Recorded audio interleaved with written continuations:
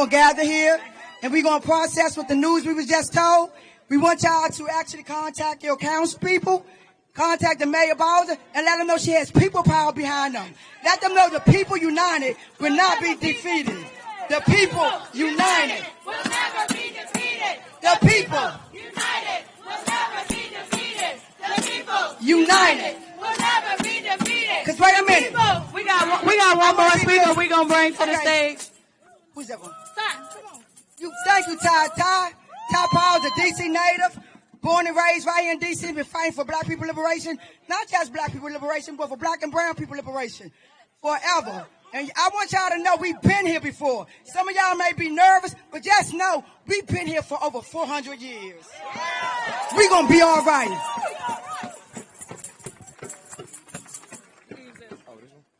All right, y'all. So I just watched this live broadcast on the way over here. So I got a couple notes, but I promise y'all I'm going to be quick. I'm going to get out of here because I think we all know what I'm about to say. So we have a GOP in front of us that claims to stand for freedom, for limited government, for self-determination. But when we have a city that has black leadership that rises in Washington, they often send their committees, they send their riders, they send their vetoes, they send their disdain, right? Not to help us, but to control us. Conflict entrepreneurs have politicized statehood to the point where they have the GOP opposing their own stated values of letting people do what they need to do.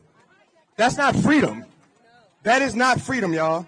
That's colonialism with an American flag on top. So we're calling it MAGA today. It's the GOP agenda today, but we know what it is. And so I say to the world today, I say to you guys today, you can't speak about democracy, whether it's in Ukraine or whether it's in Gaza, while you choke it out and silence it here in Washington. You can't preach liberty to the world while you're practicing subjugation at home in the capital of your country. You see, because D.C. is a city of free thinkers. D.C. is a city of free thought. And this announcement today is a clear attack on free thought. But hear me out, y'all. This attack right now is a test, right? It's a test. If they can strip the autonomy of the capital city, of a major city like Washington, D.C. in broad daylight, if they can place us under military control without our consent, they will carry this playbook to every community that dares to push back in the United States of America. I need y'all to understand this right now. This is a rallying cry. When they say that the homeless have to be moved out immediately, they mean that our most vulnerable are going to be swept away by force. When they say that criminals have to be jailed where they belong, what they mean is flooding our streets with militarized police to cage more of our sons, to cage more of our daughters. You guys, this is the language of occupation, not the language of liberation. So we must rise. We must link arms. I said this is the language of occupation, not liberation. You guys, we must rise together. We must link arms together here and across this nation and say, we're not going to be occupied. We will not be erased. Just as others do in states across our country. Be with our unhoused residents and uphold the dignity of all, regardless where any of us spend our days or our evenings. Oh God, let us fight poverty, not the poor. Oh God, guide and protect those who provide care and safety, true safety in our communities. Grant wisdom to leaders in our community and at all levels of government. Oh God, grant courage and strength to those who strive for justice and care for the most vulnerable among us.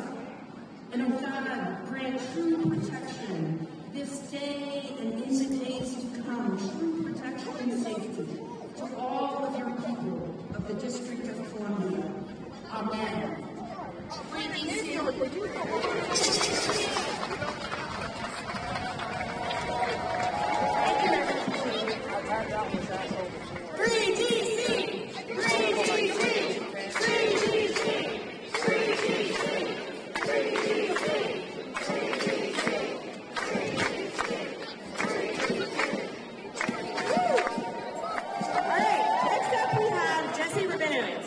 Campaign and Communications Director at the National Homelessness Law Center. Good morning. My name is Jesse. I'm a D.C. resident and I work at the National Homelessness Law Center. The National Homelessness Law Center runs a field campaign and nationwide movement to fight back against laws that make it a crime to be homeless. joined the Law Center, I worked for about a decade in D.C. about homelessness. I'm here today to talk about the devastating impacts of Trump's violent proposal to force homeless folks out of D.C. I want to start with 2 points. One, this is not surprising. Trump has talked for years about his sick desire to round up homeless people and force them into government-run detention. It is Trump fascism that is taking over, and organizations should not be fighting each other. Organizations should not be fighting each other. You should be united.